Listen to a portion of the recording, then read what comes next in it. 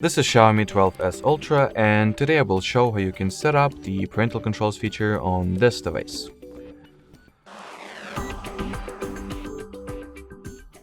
So firstly, you will need to launch settings, then find and enter the accounts and sync category. In here, open the Google section and remove all the Google accounts you have added or you have linked to your system, if you have any to begin with. So let me do exactly that. You can remove them by opening their sync page and removing them one by one. Then get back to the main settings page and enter the Google category this time. At the Google page, go for the parental controls, get started, child or teenager, next. Now you will need to sign into your child's Gmail or Google account. If you do not have an account you can just sign up for one. So let me quickly type in my credentials off the screen so it will expedite the whole process, make it way faster. So you should know the drill. Input the email address, then follow it by entering the account password.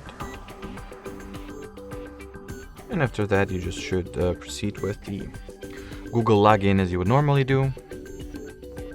So decide whether you would like to turn on the backup feature, agree on all the terms and service and terms of service and what's not. Then accept the Google services on top of that. Then once this process is finished, you will need to get back to the select your child's Google account page and simply select the account you have just signed into from the list. Now we will need to enter another Google account credentials, but this time the account that belongs to you as a parent, or to put it in other words, the account that you will be using to supervise your child's activity. So sign into those two accounts, and after that you will be forwarded to the About Supervision page. Here you can read some useful information and data if that's something you're interested in. Anyway, scroll the page all the way down, type in the child's Google account password once again to confirm the account linking procedure, then tap at the agree button.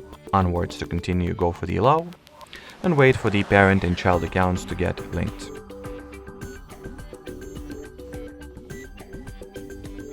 From here, click next.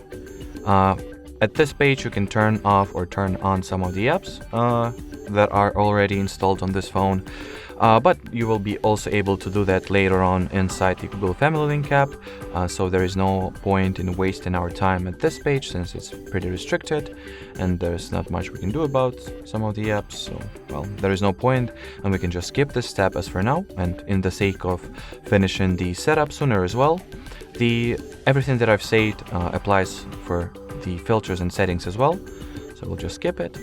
And at this point, if the device that is highlighted in the bold font over here is the phone or tablet that you will use to supervise your child, you can tap at the blue button to your bottom right and the needed or required Google Family Link app will be automatically downloaded and installed on your parental phone, or you can absolutely do that manually if needed. So I'll just show you the manual way since it will work for everybody. So here is, as you can see, my parental controls are already enabled. So at the child's end, more or less everything we could do we already did. So take your parental device now, and as I've already mentioned, we will need to download and install the Family Link app by Google. So open up the Play Store, find the Family Link app, and get it. Once the app is ready, just go ahead and launch it. In here is important step to be cautious about is that you will need to sign into the app with the correct Google account. Use the one that you marked earlier as the parental Google account. So here's mine. And then inside the app you can do all sorts of stuff with your child's phone and child's activity in general. So you are able to do such things as setting up the daily limits, downtime routine. App limits is the whole section that is dedicated to apps. In here you can enable or disable them for your child, or restrict or allow an access to certain apps, as well as set the usage limits in terms of per se or excuse me, for instance, your child will not be able to use the TikTok app more than an hour a day, then you can monitor your child's activity at this page as well. You can also apply content restrictions and age filters for the apps that support this feature. The list will be right at this page.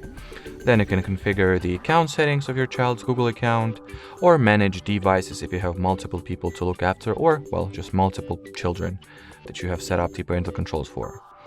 Then you can monitor your child's location over here. If you will set up the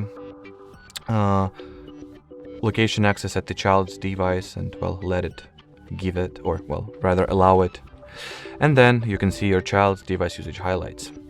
Alrighty, so that would be it for this video. As you can see, the app glitched in my case for some reason. Something unexpected happened, but, well, that's fine. We just probably need to reload the app and this issue will go away real quick. But, well, that will be it as far as this video goes. Thanks for watching and bye-bye.